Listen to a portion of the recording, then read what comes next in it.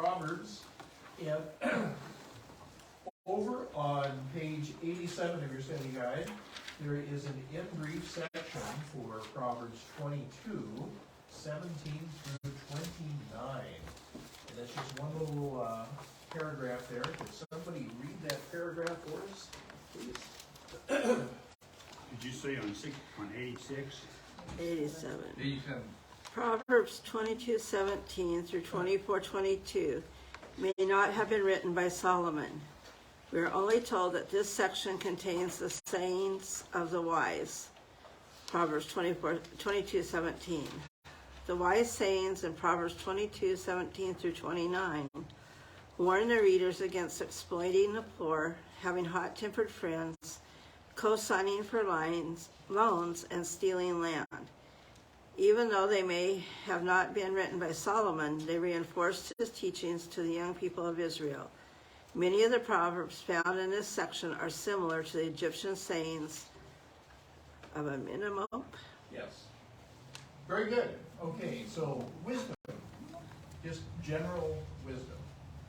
All right, so let's go down to chapter 23, and we're going to take a look at deceptive riches. And again, this is so appropriate for our country today, because our whole culture is based on money and on the economy. And let's face it, money is a necessary evil. You cannot get by in our society without it. Okay? So it's good to have money, and it's good to have enough money. The problem is that in our society, we tend to emphasize gaining more money and more money. And we have, again, remember that very famous TV show, The Lifestyle of the Rich and Famous, and we tend to exalt these people who have money, or these people who have status. I'm just thinking of some of those who have died in the last year, who were movie stars or rap stars or whatever, who had horrible lives, messed up lives, and yet we put them on this plane where we almost idolize these people. And so again, money definitely is idolized in our culture. And so I am not going to go. Trudy didn't go to her 50th reunion. I think, has it already been? Yesterday. Yesterday. Yeah, Okay, for some reason, mine they're not going to have until October. And looking at the pictures, there's only one person I would have recognized. So, Really? Wow. but anyway, I am not going to go clear down to LA just to meet a bunch of people I haven't seen in 50 years. But again, I can just imagine that the conversation would basically be about money. You know, how much wealth do you have? You know, and that's how we measure success in our society today. So anyway, let's take a look at the deceptive riches verses 1 through 8. When you sit to eat with a ruler, observe carefully what is before you, and put a knife to your throat if you are a person who likes to eat a lot of food. Do not crave his delicacies, for it is the food of lies. Do not work too hard to gain wealth. Be wise enough to know when to stop. It's an interesting translation. Will you let your eyes light upon it? It will be gone, for it will surely take up wings like an eagle and fly off to the sky. Do not eat the food of one with an evil eye, and do not crave his delicacies. For he is the kind of man who counts the price of the food. Eat and drink, he says to you, but his heart is not with you. You will vomit up the little you have eaten, and you will have wasted your compliments. Okay, very, very good. So, the excessive desire for wealth and social status are not new vices in human history. Such blemishes have existed since the birth of social classes and will continue until the end of the age. Apparently, the anonymous writers of the sayings of the wise were in position to closely study and evaluate the lives of many desperate social climbers. So again, Solomon in Ecclesiastes says there's nothing new under the sun. And so basically what you see going on in our society today is just repackaged. It's not really new, it's just redone. So apparently the teacher's report was originally intended for the education of 10th century BC readers. Despite the passing of time, the study is both enlightening and relevant for us today. Though technology has changed a great deal over the centuries, human social needs are still the same. You know, when I was in school, we not only were taught reading and writing and arithmetic, but we were taught morals as well. And there used to be the 10 Commandments like that, you know, posted in schools, and there was such thing as right and wrong.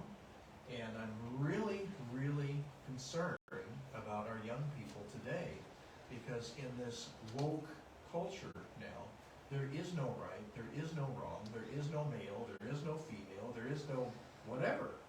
And that is the basis of society. And when you remove those, you're removing the foundation of society, and everything crumbles. All right. On page 88 of your study guide, there is a little box there entitled Danger at the Peak. Would somebody read that box for us? I think that means the peak of success. The sage reminded readers about the consuming and fleeting nature of wealth, from Proverbs 23, 3 and 4, which we just had read. The teacher probably wrote these Proverbs during the peak of Israel's economic success under Solomon. During Solomon's reign, Israel experienced enormous growth in commerce. Such growth brought great wealth to many Israelite merchants.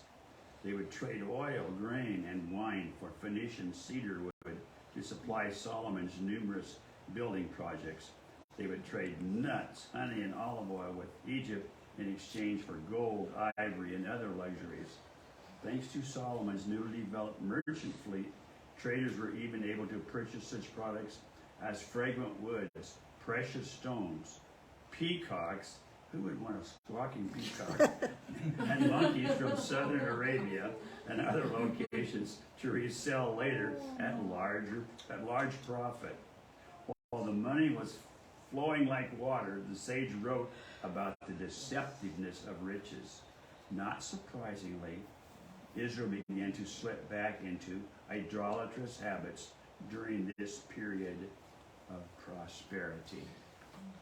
You know, many great societies have collapsed from the inside, and there's been a lot of warnings, and I've read some things that people wrote back in the 1950s about the United States, and it's almost as if these are prophetic. They had great insight, didn't Right, they? announcements. But again, post-World War II, we had this boom, you know, in our country, in our society, and it went to our head.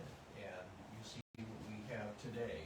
And I hate to say it, we're not going up, we're going down right now as a society, and that's a sad situation to be in. So, all right, so there are several things that the wise guy, the wise man, the teacher is going to share. And we're going to talk about at least 3 things in this section. First of all, the writer warned readers to practice caution in social affairs, especially if invited to dine with someone of a prominent social status. Such an invitation should be accepted with healthy skepticism. The sage told readers to be aware of their surroundings and practice appropriate table manners for the specific situations. So, last night, Trudy and I were watching a show, and these guys who were investors had gone to this island to meet with this gentleman, and they were supposed to wine him and dine him in order to try to convince him to sign this deal with them. And that's what this reminds me of, is nowadays we wine and dine people, you know, so we've got to be very careful. If someone all of a sudden wants to do all this stuff for you, you might have to ask, well why? What's their motive behind it? And they're being warned. The figurative encouragement to put a knife to one's throat stresses the importance of self-restraint while dining in such settings. The writer encouraged readers to practice a similar self-restraint in attitude. The teacher warned against being carried away by any blatant display of wealth that might be encountered. And again, people tend to try to impress other people with their wealth. And there was a commercial on TV several years ago, and it showed this young man, and he's standing in front of this big house, and he has a wife and kids, and he's got this fancy car and his boat, his camper and everything, and he looks up and smiles and says, "Help, I'm miserable." Seriously, because there are so many young people who have gotten themselves up to their eyeballs in debt. That's pretty bad. Yeah, and it's like they're having to borrow money in order to pay off money. Yeah, tell me about it. And so, anyway, it's a very dangerous situation. So, all right. Then the teacher's second warning was against making the attainment of material wealth a primary life goal. The sage knew that an exaggerated desire for wealth can ruin a person physically, emotionally, and spiritually. The teacher wanted readers to balance striving for material needs with other pursuits. And Mark, you read the verse and you even commented, that's an interesting way of phrasing that. Yeah. What verse was that again? I think it was verse 4. Do not work too hard to gain wealth. Be wise enough to know when to stop. Interesting. Yeah. Interesting. Yeah, this version says, do not labor to be rich. Cease from your own wisdom. So, right, there are some people who literally work themselves into a grave. There's some people who are lazy, totally lazy. But there are other people who have a desire to get rich, and that's all they do, and they literally burn themselves out. And so it's a very dangerous thing. But again, in our society today, we're bombarded constantly with, invest with us, buy this, buy that, or whatever, and in order to get ahead. The pursuit of wealth is too elusive a goal for many people to attain. There is an often nagging, never enough feeling. And again, I told you last week, the famous interview with John D. Rockefeller, the head of the whole Rockefeller plan, being interviewed by a young reporter, and he said, "Mr. Rockefeller, how much money's enough?" Rockefeller said, "Just a little bit more." and that's the case. That's the case. They're never satisfied. So, okay, the pursuit of wealth. All right. That's such an opposite thing to what the Lord gives as a contentment. Yes. He wants us to have a contented heart. Exactly. We're not going to be going after those. That's well put. Exactly. Right. Contentment. Contentment with godliness is great gain. It says in Scripture. Exactly. So it's not that we should not want to have our basic needs met, or even be comfortable. But again, what we're talking here is excessive wealth. More, better, faster, whatever. And we're constantly bombarded with that. You buy a computer nowadays at the store, technically it's already obsolete by the time you buy it at the store. Because the new model's coming out. And they want you to buy the new model because it's even better, it's even faster. And again, it's true. I mean, they are improving things. They're improving cars, they're improving whatever. But at some point, we need to learn to be content, with what we have. If you need to upgrade, that's one thing, If you have a computer and it breaks down, yeah, you need to get a new one. But it's not like we need to change our iPhone every year, or our computer every year, or buy a new car every year. So. Do you think that the credit had a lot to do with that? Because I remember in junior high, I remember our science teacher saying credit is going to ruin this country. Yeah. Well, and again, Wise. we are living in a house of cards. Again, without getting into politics, because both parties have done this to us. Okay, but the United States is trillions of dollars in debt that we have borrowed. And it's to the point where we can't even make our payments, and yet our Congress now wants to spend more money and more money, print more money. Sometime this next week, President Biden's going to throw a big party and sign that bill for another how many billion, Yeah. which we do not Well, have. but that's gonna cure inflation. Oh, there is no inflation. There is no inflation. Yeah, and that's another, yeah, That's what they I say. can't get into politics. But anyway, yes, Karen? I was also told that, when it's time for God's day to come, next, somebody said that, we're gonna be getting chips put in Well, the our, mark of the beast. the mark of the beast chips in Right, us, right. and you have, you either have to choose him or the other side. Right, and so my, You won't get no food, you won't get nothing unless you choose the mark of the beast. correct. And my belief is that the rapture will take place first, so that we as Christians will be gone. But those who are left are gonna have to make a decision. And our society's really moved to that today. Very few people use cash anymore. Rapture and tribulation are the same thing, right? Well, many people, and I'm one, who believe that the rapture will come first.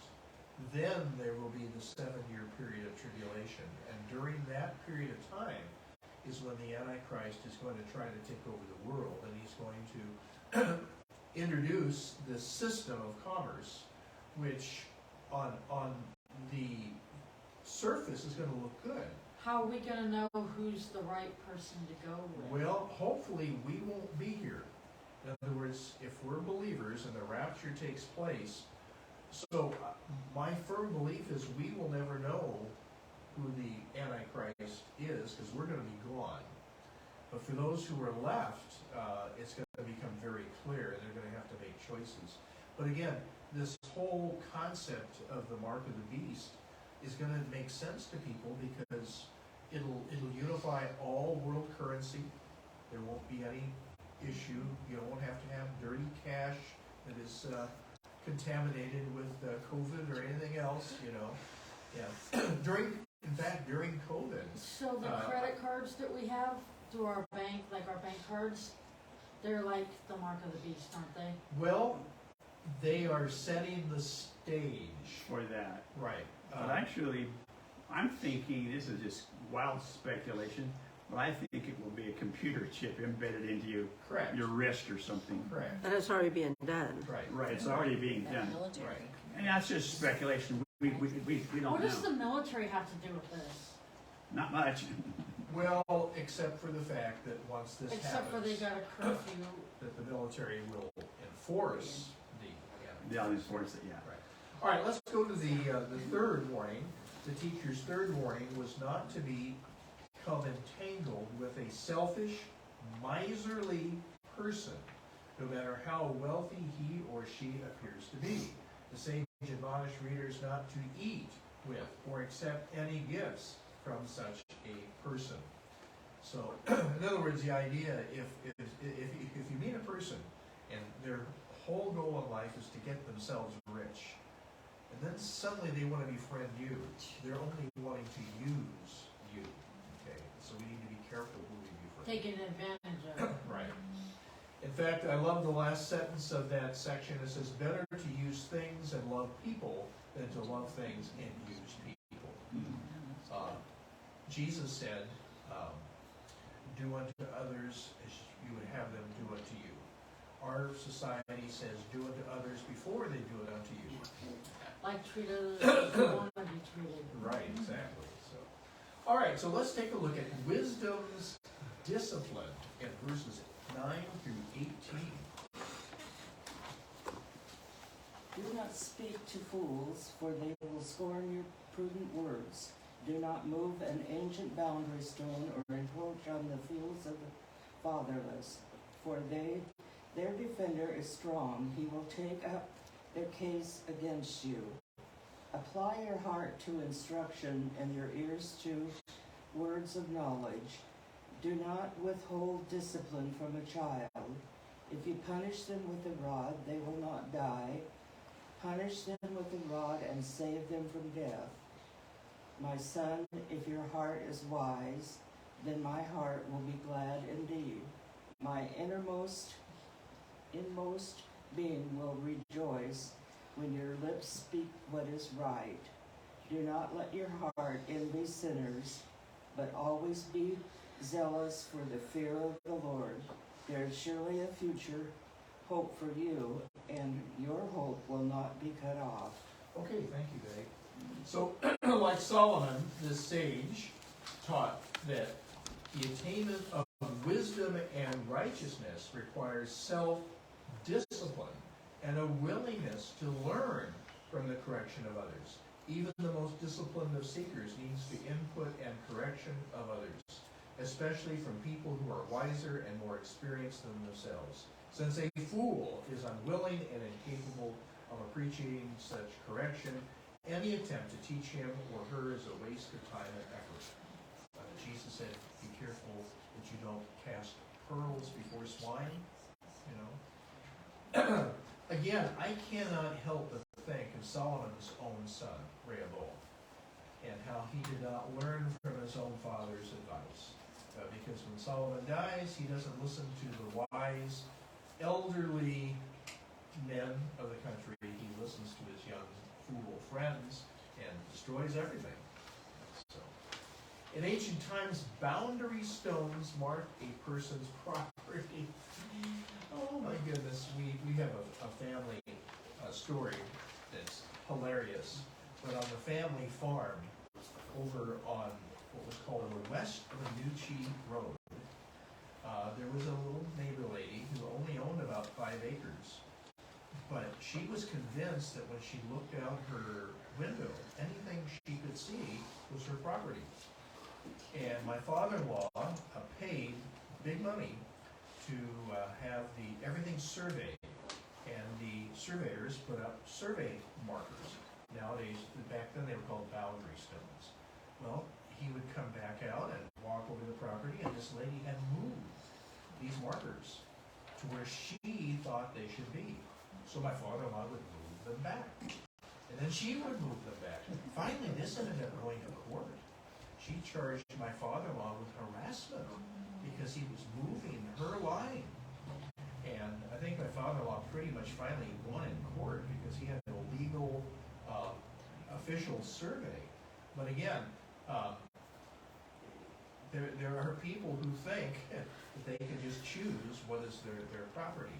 So what is interesting here is that the version that Betty read is a little bit different than mine, and I think this version kind of protects the integrity of the scriptures here.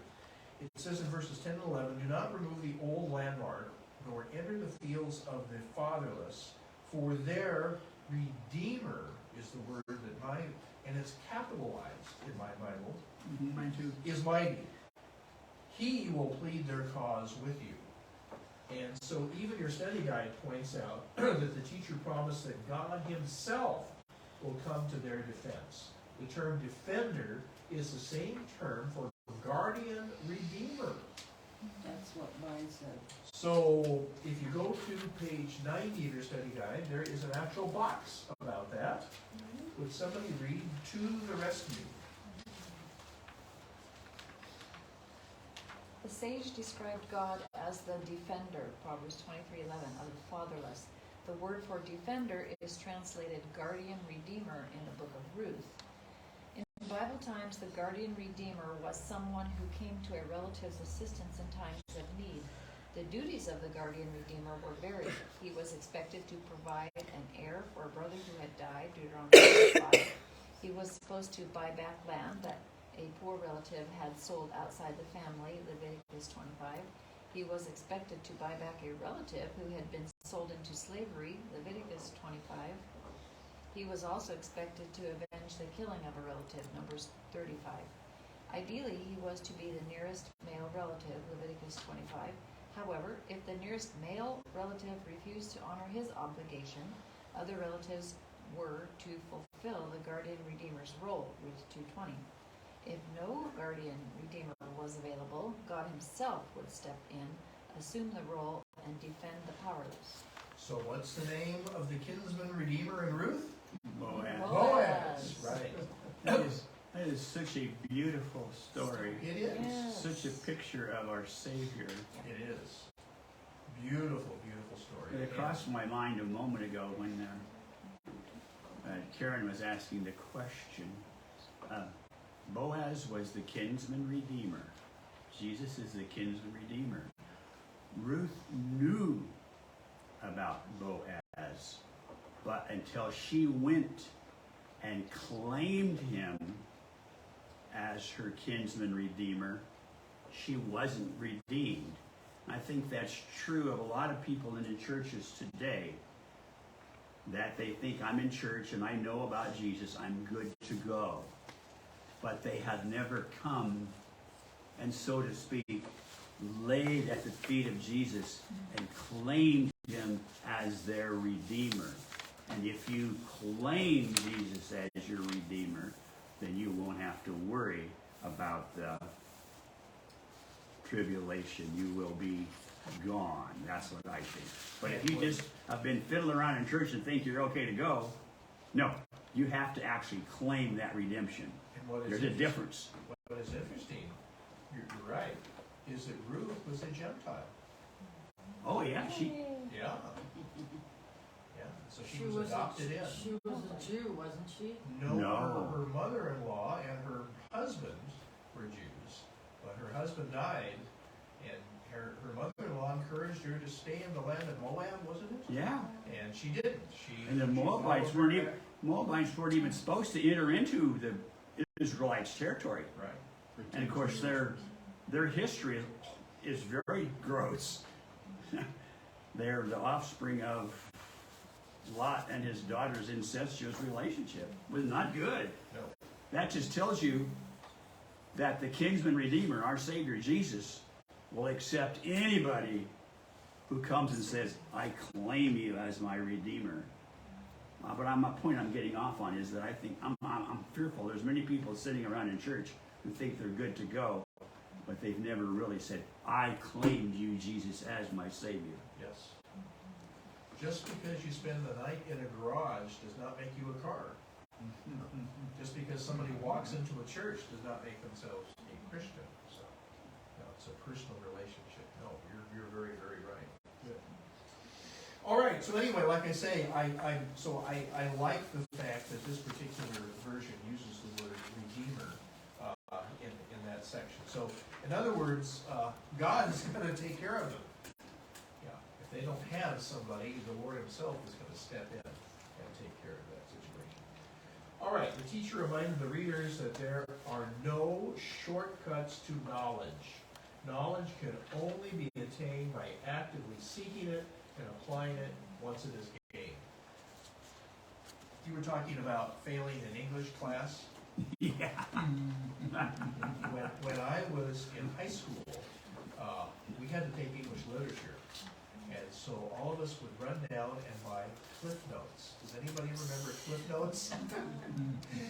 And instead of reading the entire volume of Shakespeare and trying to memorize it, you'd buy Cliff Notes and read just the summary. Well, guess what? There's no Cliff Notes to life. Okay? There's no shortcuts to life. Do they even make those anymore? They do?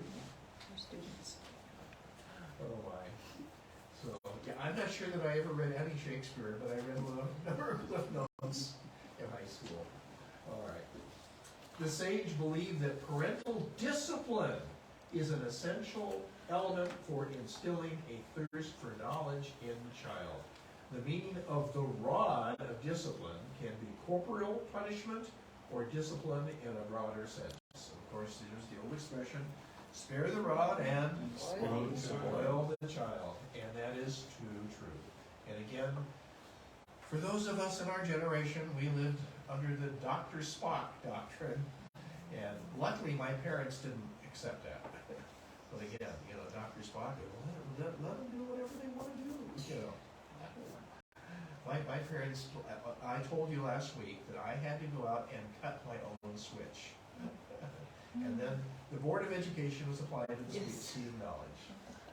Well, when our kids were young, we were in a store and we told one of our kids no, and the clerk just got after us. You never ever tell the child no about anything. And I said, so if you go home and your child sticks their hands on a burner, you don't tell them no. She says, well, they'll learn.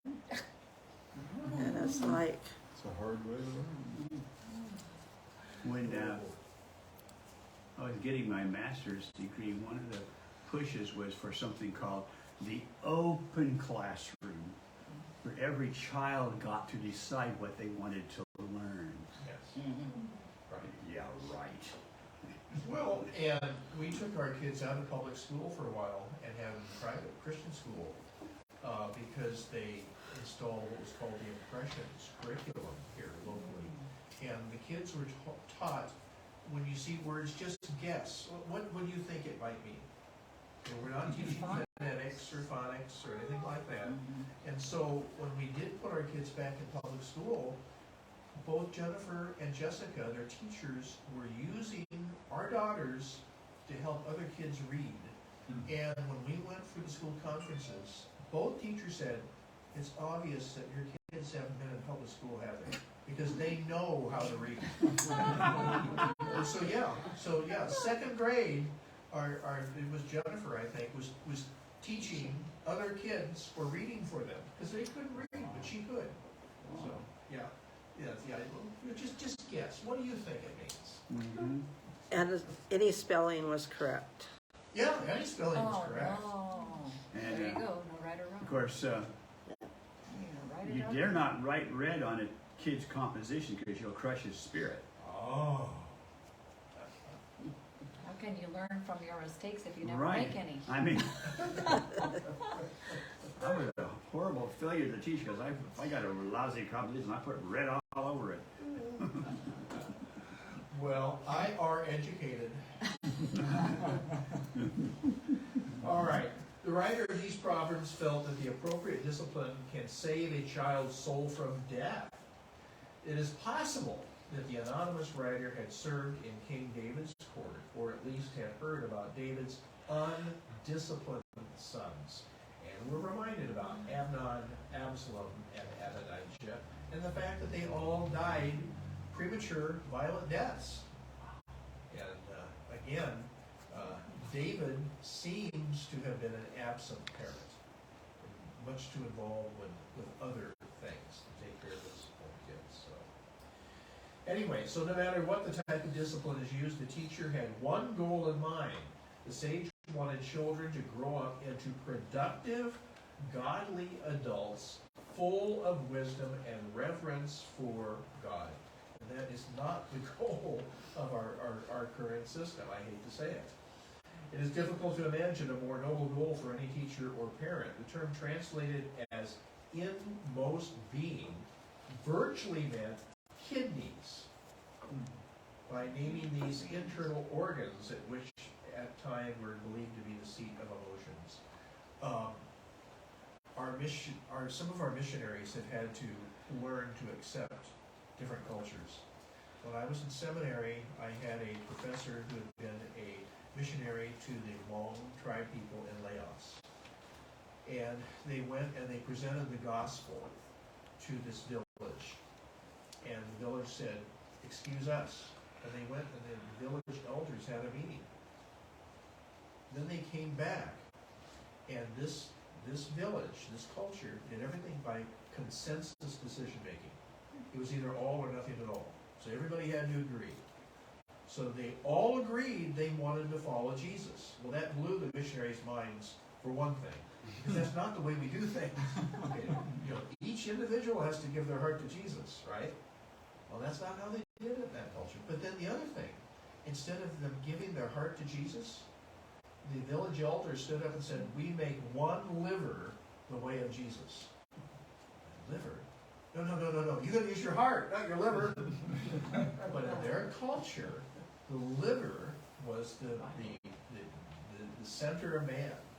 And so it was difficult for our missionaries to make that transition, but they had to accept the fact that in that culture, that's the way they thought of things. So, yeah. Kind of blows our minds. But anyway, so here it's kidneys. So if you want your kids' kidneys to be following the Lord. The teacher cautioned against envying people who ignore God and simply live their own lives. And again, we have met people, who have absolutely no interest in the Lord or serving Him. They're out only for themselves and for their own wealth. And you feel sorry for them, because one of these days it's all going to come to an end. Very soon, unfortunately.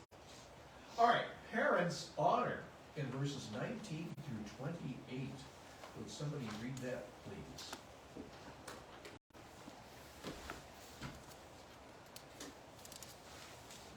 Hear you, my son, be wise and direct your heart in the way.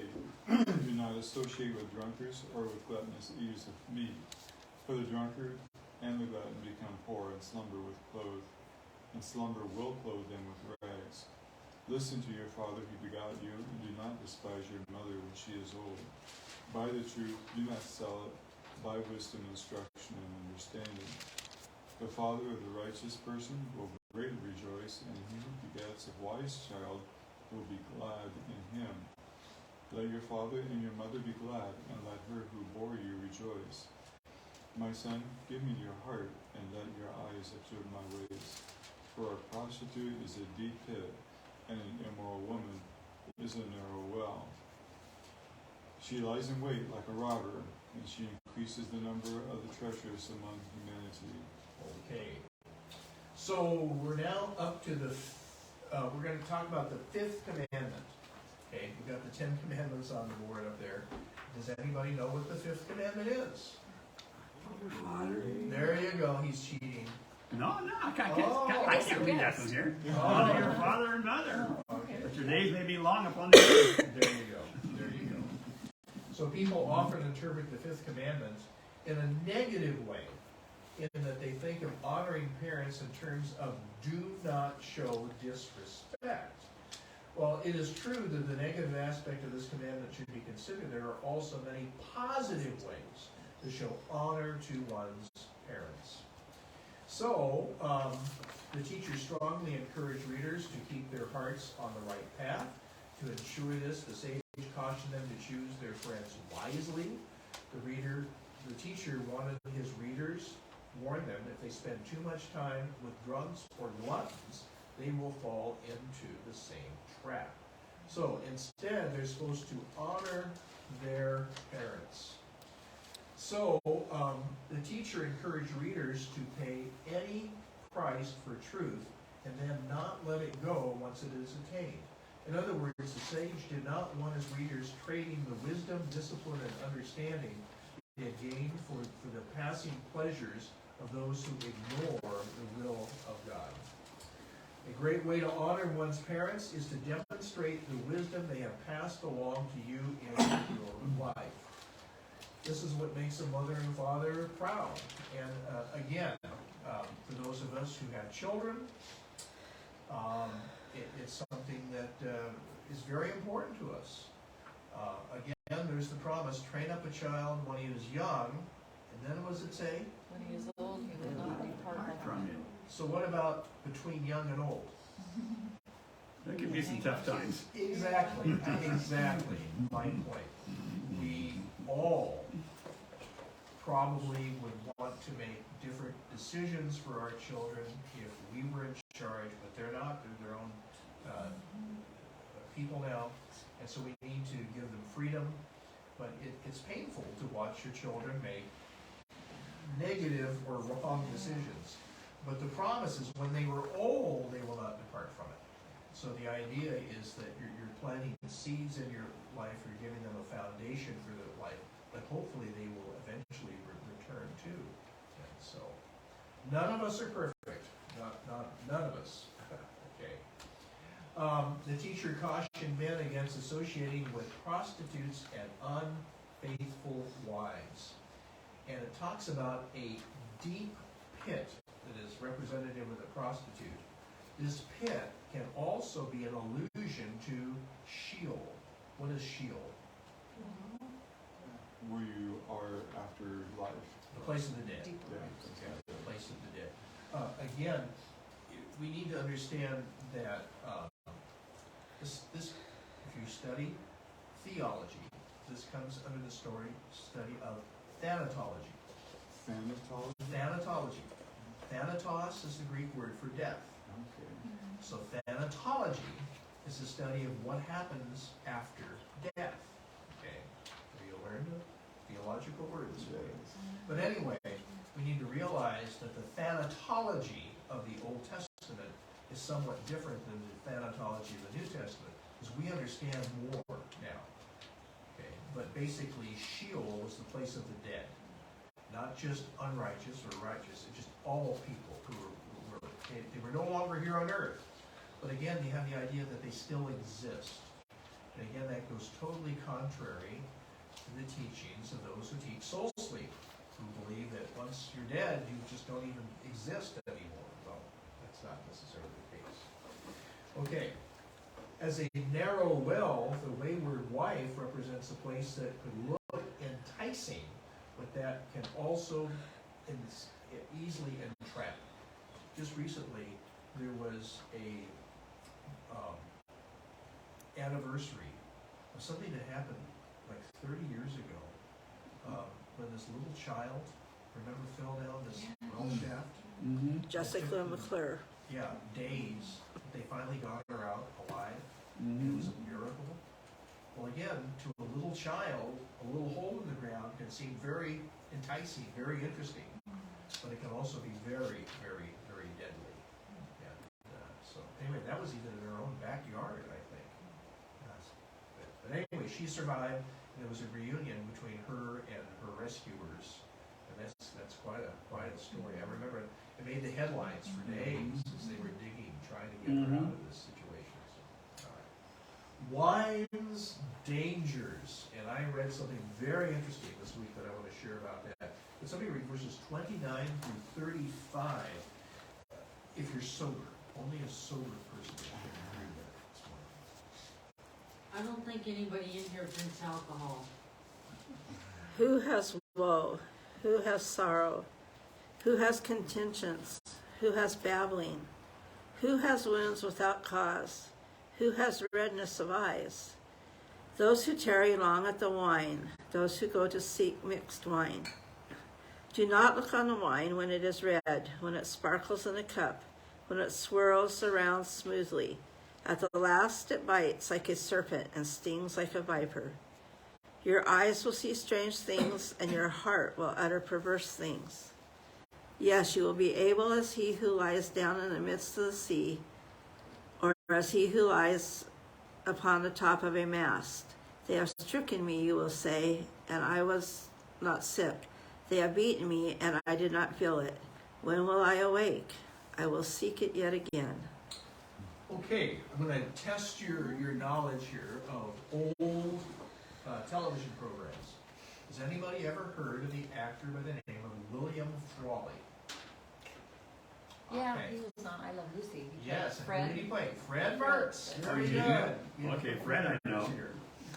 All right, so I read a very interesting article because it was William Frawley's birthday and they were honoring his life. Something interesting is if you watch the old episodes of I Love Lucy, you never see his hands. He always has his hands in his pocket or under a table or somewhere. The question was, why did you never see William Frawley's hands?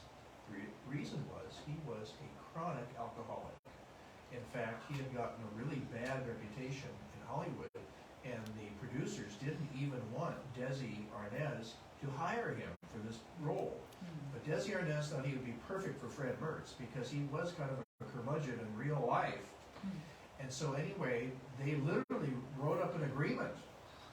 But even though he had signed this agreement, he never stopped drinking, and most of the time he was at least partially inebriated when they were filming. Well, the result of his long-term alcoholism was shaking of the hands. And he was afraid that if people saw his hands shaking, they knew he was drinking. And so almost always, Fred Mertz has his hands somewhere. Okay, because he doesn't want people to see his hands shaking. anyway, he went on after that to star in My Three Sons, and that was a real problem because every day they would have a lunch, and at lunchtime he'd want to start drinking again.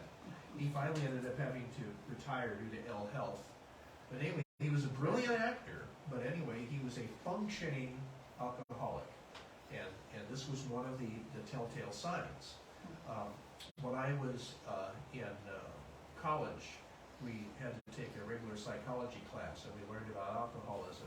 And we learned that if you take a look at a lot of old alcoholics, they tremble, they shake, and they have a hard time walking. It's because all of your nerves are coated.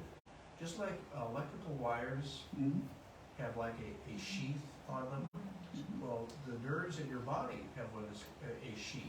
And when you drink for a long period of time, it deteriorates that. And the nerves start short-circuiting, literally. And so you see these older drunks, and they're shuffling their feet because they can't pick up their feet to walk or whatever. And so it's interesting that normally you have like one verse about some topic, and then the next verse is something totally different. But in this section here, you have this whole section, verses 29 to 35, that is pretty much about the dangers of alcohol. Now, alcohol was absolutely prevalent in that culture. And the reason was that water, for the most part, was undrinkable because it had been contaminated. There was amoebas, there was other things like that. And so they would take grapes, they would squish them, they would ferment them, because then the alcohol protected so that it didn't get these bacteria. But from what I understand, most of the time, like when a family had a meal, the wine that they were drinking was nothing like what we produce today. The alcohol content was much lower, and a lot of times they would add water to that to even make it less than that. So what basically here I understand is that Solomon was worried about strong drink or strong wine, and people whose eyes are driven to that. And then again, it leads to an alcoholism, it leads to an addiction, and it leads to destroyed lives. And again, here's this whole description that the writer to the Proverbs, again, this is probably the sage here, and probably not Solomon, but who has woe, who has sorrow, who has contentions, who has babblings, who has wounds without cause, who has redness of eyes? Those who tarry long at the wine, who seek to go mixed, those who go to seek mixed wine. So, I've never held, I'm not a drinker and I've never associated with a lot. But what I'm told about drunks is there's basically two types of drunks. Happy drunks and angry drunks. And I seriously have met people who, when they get drunk, get angry. And we had a family in our church many, many, many years ago who the wife took the kids and left and told me that she left her husband and she wanted me to go in and intervene. So I show up at their house, and just as I show up at the house, the front plate glass window bursts out as a chair comes flying out the front window. And I'm standing there going, oh my. This guy had gotten drunk, and he was an angry drunk, and she had run with the kids and fled. He was destroying the house. And I don't know how, but I ended up getting into the house, and he sat down and talked to me. And by the time we were done, he was so drunk, he just passed out in his chair. So he stopped destroying the house. But it was quite a sight, literally, to see a chair come flying up the front window. But yeah, so this description is apt. Yeah, there are many people who, well, you hear about these bar fights. You know, these sailors, they've been on ship for 6 months. They get to port, they go to a bar, they get drunk, and what happens? They get into a fight. They end up in the brig. And so drinking doesn't always make people happy. They call it the happy hour, and yet so much of alcoholism leads to all sorts of problems and situations. People who drink that are in affects their physical being. Yes. Because they can't stop. Yes. What about those people back there? Did they have those kinds of problems where if they drank, they couldn't stop? Yeah. And I think this is what you have described here in the book of Proverbs. They Yeah, can't help the themselves. danger of that. Well, it talks about all that is going on, but when I wake, I'm gonna look for it again, Yeah. even though you know all that's happened. Well, and again, for many years, when I was a chaplain out at the VA, we dealt with people coming through the chemical dependency treatment unit. And many of them were simply alcoholics. And I met a number of them who had to go through detox, who went through what they call the DTs. And what it was is they drank constantly, so they were never sober, so they never really went through withdrawals. Okay, so when they would come into a program and they would stop drinking, then their body went through these withdrawals, literally. And they had to do that first before then they could start dealing with other issues. They call them DTs, delirium tremors. Yeah, right. And so literally, I met some of these guys, and the first thing they did when they would wake up in the morning and start drinking, they never stopped, because they knew if they stopped, then they would go through this. So they were always at least partially drunk. So, And when they go through the treatment, my father was nothing. yes, When they go through the treatment and come out of it, if they need the liquor alone, they're okay. right, They live a normal life. right, But if they get one drink, right, they're gone again. right. Many years ago, the VA did a study. They tried to take alcoholics and turn them into social drinkers. And it was a total failure. Total, absolute failure. No, the only cure was for them to stop drinking altogether. And so you ask, why would they keep going? We had a guy out at the VA who had cirrhosis of the liver, and the doctors told him, one more drunk and you're dead. He went back to Idaho, got drunk, he showed back up to the VA, and he was basically this color. I'm not kidding. His liver was that bad. Oh, it was that bad, and he died. Yeah. He died. Yeah, it was horrible. There is a third category of drunks. My father was that. He was a bawling drunk. A what? A bawling drunk. He would get drunk and Start then crying. start crying. Yeah, Because of your emotions. that's bad.